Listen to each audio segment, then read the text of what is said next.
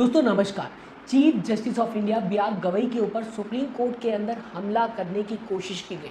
वो supreme court जिसके अंदर चीफ जस्टिस ऑफ इंडिया को सबसे ज़्यादा सेफ फील करना चाहिए था, उसी सुप्रीम कोर्ट के अंदर सीधा सीधा बी आर गवई के ऊपर हमला होता हुआ दिखाई दिया। पूरा का पूरा मामला राजनीति से जुड़ा हुआ है। कैसे, मैं आगे आपको बताऊंगा। दरअसल दोस्तों बात की जाए, आज़ाद भारत में पहली बार ऐसा होता हुआ दिखाई दिया। कई तरह के सीजीआई इस देश में बने हैं और कई तरीके के उन्होंने जजमेंट दिए हैं, कई तरीके के फैसले लिए हैं, लेकिन कभी भी किसी फैसले के खिलाफ उस सीजीआई के ऊपर कभी भी हमला नहीं किया गया। पहली बार ऐसा देखने को मिल रहा है। वो भी ये हमला किसी फैसले को लेकर नहीं किया गया, टिप्पणी को लेकर किया गया। अंदाज़ा लगाया जा सकता है, यानी कि अगर सीजीआई ने कुछ कह दिया, आपको पसंद नहीं आया, तो आपने उनके ऊपर सुप्रीम कोर्ट के अंदर हमला कर दिया। पहली बार जब से भारत आज़ाद हुआ है ये देखने को मिला, और ये सिर्फ और सिर्फ ये जो धार्मिक राजनीति की जा रही है इसके वजह से हो रहा है।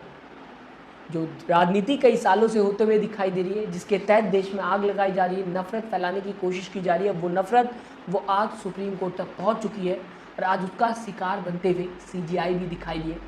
उस हिंसा की चपेट में आते हुए सीजीआई भी दिखाई दिए, जो धन की राजनीति होते हुए कई सालों से दिखाई दे रही। खबरों में क्या बताने की कोशिश की जा रही आपको पढ़ के बताना चाहूँगा। सीजीआई बी आर गवई को जूता फेंककर मारने की कोशिश की गई। आरोपी वकील का नाम है राकेश किशोर। सुप्रीम कोर्ट बार एसोसिएशन का ये इंसान मेंबर भी है।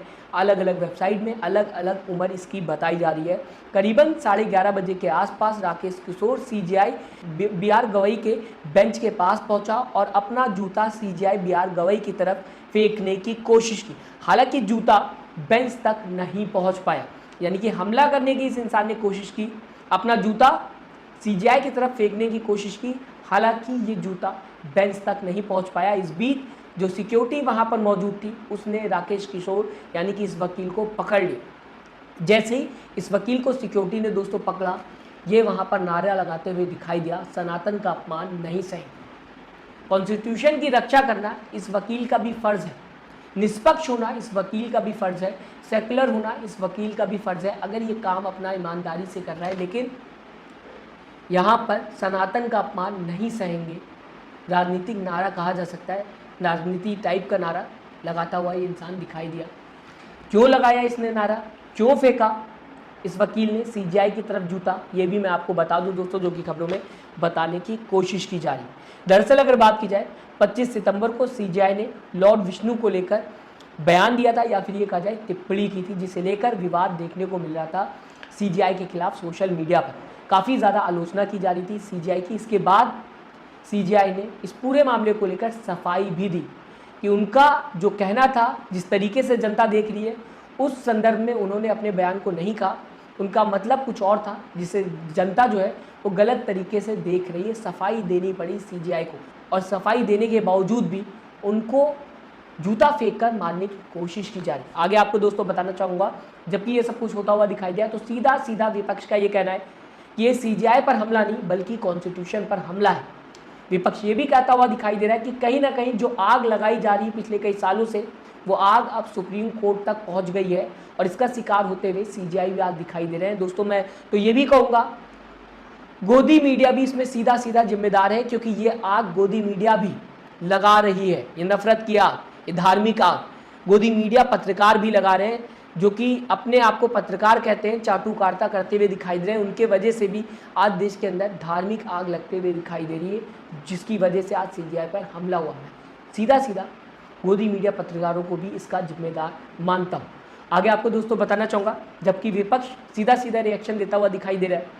सोनिया गांधी का भी इस पर रिएक्शन सामने आता हुआ दिखाई दिया कि बहुत ही गलत हुआ जो भी हुआ, आज सीजीआई के ऊपर जो हमला होता हुआ दिखाई दिया। और साथ ही साथ कई विपक्ष के नेता इस पूरे मामले को लेकर लिखते हुए दिखाई दे रहे हैं। आपको दोस्तों बताना चाहूँगा, सीजीआई का भी रिएक्शन सामने आता हुआ दिखाई दिया। उन्होंने कहा, इन चीज़ों से मुझे कोई फ़र्क नहीं पड़ता, सब अपनी दलीलें जारी रखें। यानी कि सीजीआई का सीधा सीधा कहना है कि मुझे जो कुछ हुआ उससे फ़र्क नहीं पड़ता, सब के सब अपनी टिप्पणियाँ जारी रखें। कई लोग अभी भी सीजीआई के खिलाफ टिप्पणी करते हुए दिखाई दे रहे हैं और कई लोग पक्ष में लिखते हुए दिखाई दे रहे हैं, और इस पर सीजीआई का कहना है कि मुझे इससे कोई भी फर्क नहीं पड़ता, मैं अपना काम जारी रखूंगा।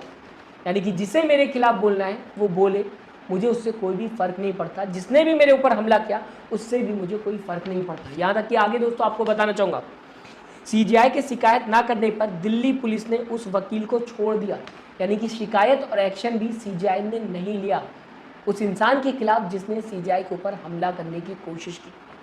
इतना सब कुछ होता हुआ दिखाई दिया। आज़ाद भारत में पहली बार सीजीआई के ऊपर हमला किया गया और यह हमला इस वजह से होता हुआ दिखाई दिया क्योंकि जो धर्म की राजनीति की जा रही है पिछले कई सालों से, जिसकी वजह से काफ़ी ज़्यादा आग लगा दी गई है, काफ़ी ज़्यादा नफरत फैला दी गई है। ये नफरत और ये आग सुप्रीम कोर्ट के सीजीआई तक पहुँचते हुए अब दिखाई दे रही। फिलहाल इस पूरे मामले को आप किस तरीके से देखते हैं, अपनी राय कमेंट बॉक्स में ज़रूर लिखिएगा। साथ ही साथ चैनल को सब्सक्राइब, वीडियो को लाइक करना मत भूलिएगा। दोस्तों अपना ख्याल रखिएगा। नमस्कार।